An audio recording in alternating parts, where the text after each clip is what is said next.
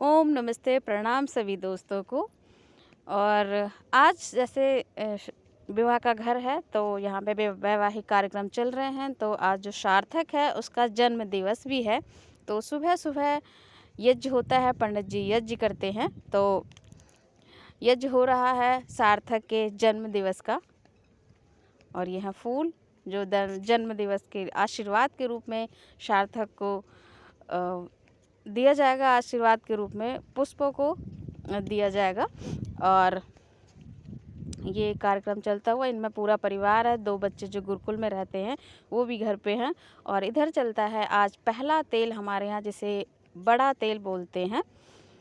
तो आज पहला दिन होगा। जो वर है उनको आज तेल लगेगा। तो ये हैं बुआ जी। और बुआ जी हमारे यहाँ जो पारंपरिक तौर पे हम जैसे मनाते हैं तो वही इस प्रकार से, जिस पे दूल्हा बैठता है यानी वर जिस पे बैठेगा उस पे पटली को इस प्रकार से शुभ चीज़ें, मांगलिक चीज़ें इसमें रख के इसको इस प्रकार से बांधा जाता है, ताकि इससे ये रहता है कि इसको कोई और अन्य में अपने कार्य में प्रयोग ना लाए। ये सिर्फ वर के लिए है जिसका विवाह होने वाला है।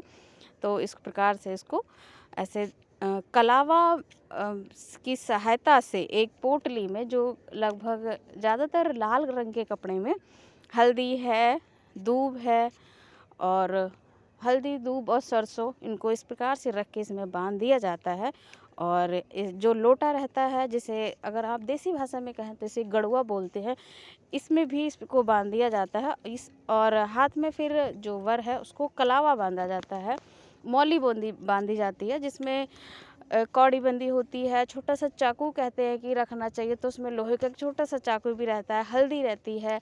इस प्रकार से ये मांगलिक चीज़ें हैं जो नेगेटिविटी से दूर रखती है, नकारात्मकता से दूर रखती है। तो ये चीज़ें इसमें बंधी हुई होती हैं। ऐसे बांध दिया जाता है और टाइट बांधा जाता है, क्योंकि जब विवाह संपन्न हो जाएगा, वधू हमारे घर आ जाएगी, तब इसको भी खोलने का एक रिवाज होता है, इसे कंगन बोलते हैं। तो इसलिए गांठें बहुत टाइट से लगाई जाती हैं। और यहाँ पे बहुत ज़्यादा हंसी मजाक चलता है, क्योंकि जितनी भी हल्दी लगाने वाली वे सभी चाची और भाभी होती हैं, और कंगन बांधने वाली बुआ होती है। तो यहाँ पे हंसी मजाक पूरा चलता है। तो बुआ जी, क्योंकि सौभाग्य की बात है कि हमारी बुआ जी शादी में हैं, वरना बुआ जी के पास इतना समय नहीं हो पाता कि वे आएँ। इस बार बुआ जी पूरे टाइम से आई हैं, पहले ही आ गई थी, तो वो हर एक फंक्शन में अपना योगदान, सहयोग दे रही हैं। तो बुआ जी ने इस कार्यक्रम को किया है संपन्न बहुत ही अच्छे से। और बुआ जी गांठें भी लगा रही हैं, ताकि उनसे कहा जा रहा है कि आप ये गांठें टाइट ही लगाएं, धीरे हल्की या सॉफ्ट बिल्कुल भी ना लगाएं, क्योंकि इसको बाद में खोला जाएगा। फिर एक दो वर और वधू दोनों एक दूसरे के एक हाथ से ही नहीं खोलेंगे। और उसके बाद यहाँ हल्दी लगने का प्रोग्राम, पूरे शरीर पे जो हल्दी है जो वधू के यहाँ से आई थी, आपने देखा होगा, व्लॉग में दिखाया था, तो वो सब अब वो हल्दी यहाँ पे लगाई जा रही है। सभी जो हल्दी लगाने वाली जो महिलाएं हैं, जो 5 मुख्य महिलाएं हैं, वे सभी इस प्रकार से पूरे शरीर पे मसल के हल्दी लगा रही हैं। और जो बैठे हुए हैं साथ में, ऐसे भैया हैं, छोटे भाई हैं, और जो भैया लोग हैं जो लड़के के भाई लगते हैं, उन सबको भी हल्दी लगाई जाती है। ये हमारे यहाँ पे शुभ माना जाता है। और इसके बाद हल्दी लगने के बाद में ये जो पारंपरिक तरीके हैं मूंज के, ये बना के इस प्रकार से सिर पे, कंधे पे ये रखा जाता है। और उसके बाद जो वर है उसकी पूजा की जाती है। तो इसके लिए मांगलिक जो गीत है वो गाया जाता है, जिसमें इनके वर और वधू के सुहाग है, जो इनका जोड़ा है, उसको अमर रखने के लिए ये गीत गाया जाता है। और ये मुझे लगता है हमारे यहाँ भारत में लगभग सबके यहाँ पर ही होता है, और ये होने भी चाहिए, क्योंकि जो वर और वधू हैं अभी तक वे सिंगल थे, यानी कुमार थे, और अब वे एक दंपति के रूप में, जोड़े के रूप में अब बंधने जा रहे हैं। तो उनके लिए पहले से ही तैयार किया जाता है। ये मांगलिक कार्यक्रम सारे किए जाते हैं। बीच में दीपक रखा है, थाली है, पीतल की थाली है, बीच में दीपक है, उसमें मूंज है, और अक्षत के रूप में चावल हैं जिसे अक्षत कहते हैं, मौली है और काजल भी लगाया जाता है। जो दीपक है इससे काजल बनाया जाता है तुरंत ही, और काजल जो वर हैं उनकी आँखों में लगाया जाता है और इस प्रकार से पूरी पूजा की जाती है। क्योंकि ये मांगलिक कार्यक्रम है तो हम किसी भी मांगलिक कार्यक्रम में पूजा अवश्य होती है।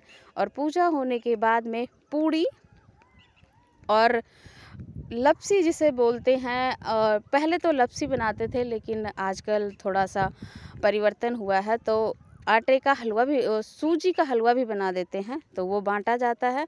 और उसके बाद शाम हो चली है तो शाम के समय में ये बन रहा है बेसन, और ये है उड़द की दाल, इससे बनेंगे बड़े। तो ये सारी तैयारियां एक साथ यहाँ चलती है।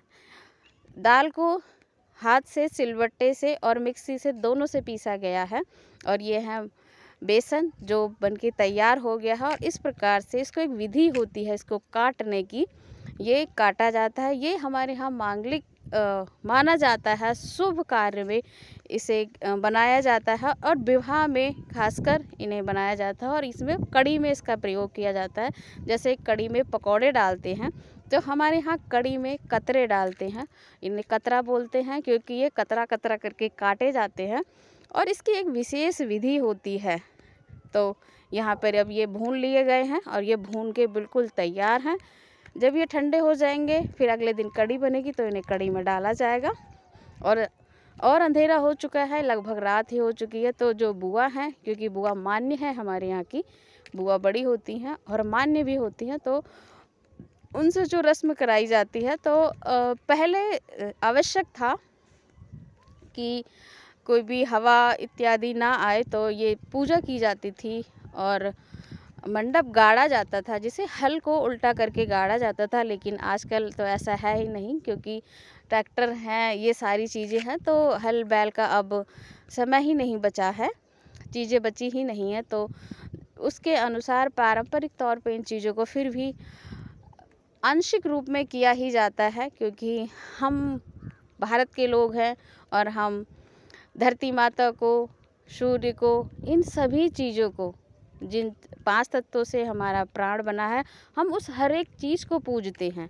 तो इसलिए मिट्टी का यहाँ पूजन हो रहा है। जैसे कुआं, जैसे जो बड़े बनते हैं उससे कुआं पूजन होता है। तो हर एक चीज़ को हम हर एक चीज़ को ईश्वर मानते हैं, तो इनको हम पूजते हैं। तो यहाँ इसकी पूजा हो रही है। तो ये जो बड़े बने हैं इसको भी यहाँ पूज दिया गया है, क्योंकि मिट्टी और जल दोनों को यहाँ पूजा जा रहा है।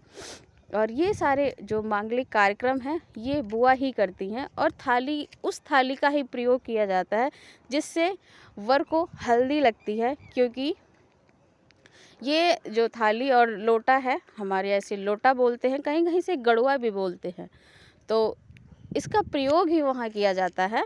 क्योंकि ये मांगलिक कार्य होने लगे हैं अब, तो ये थाली अब तब तक रहेगी जब तक कि ये सारे कार्य संपन्न नहीं हो जाते, तब तक ये थाली अनवरत रूप से इसी प्रकार से रहेगी। और इसमें ही, इस थाली का ही प्रयोग जहाँ भी ऐसे कार्यक्रम रहेंगे उसमें ये किया जाएगा।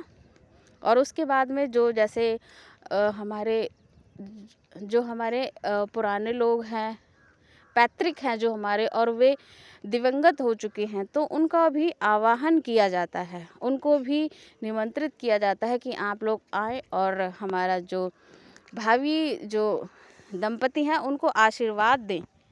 और इस प्रकार से आकाश देवता को भी, क्योंकि आंधी बहुत ज़्यादा चलती है तो महिलाओं की ऐसी मान्यता है कि इसको पूज देने से ये चीज़ें शांत हो जाती हैं। तो वैसे भी आकाश एक देवता है। तो मैंने बताया जैसे 5 तत्वों से हमारा शरीर बना, उन हर एक 5 तत्व की यहाँ पूजा की जाती है, तो उनको भी आवाहन किया जाता है। और जो हमारे पितृ हैं, जो दिवंगत हो चुके हैं, उन सबको भी याद किया जाता है कि आपका वंशज एक पीढ़ी से दूसरी पीढ़ी में जाने वाला है, तो उनको भी आह्वान किया और आप आइए हमें आशीर्वाद दीजिए। इस रूप में ये काम किया जाता है। इसमें घर के ही लोग मुख्य होते हैं, तो वे सब यहाँ रहते हैं और एक दूसरे को बताते हैं। उसके बाद में उसको भी पूज के, और एक जो चूल्हा विशेष रहता है उसको भी पूजा जाता है। और इधर फिर और भी रात हो चुकी है, खाना पीना सब खा चुके हैं और लास्ट में जो बचते हैं फिर से गीत गाए जाते हैं। तो इसके साथ मिलते हैं अगली वीडियो।